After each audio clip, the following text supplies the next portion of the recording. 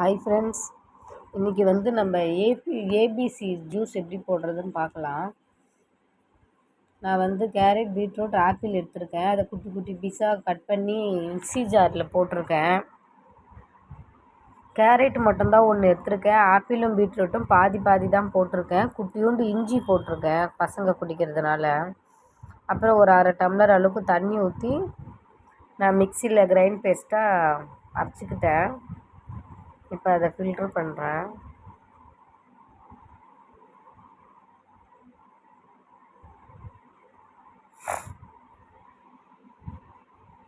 Mixie வந்து சரியாக கிரைண்டே ஆகலை.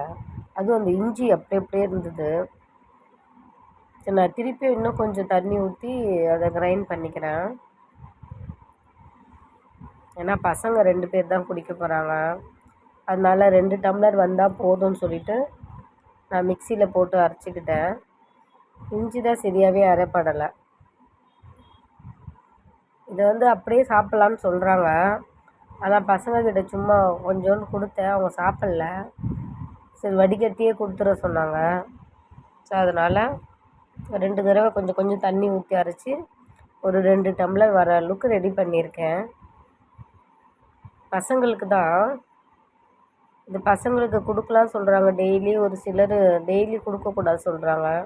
உங்களுக்கு எதாவது தெரிஞ்சால் கமெண்ட்டில் சொல்லுங்கள். 2 டம்ளர் வந்துடுச்சு, 2 பேரும் குடிச்சிடுவாங்க. Okay, bye friends.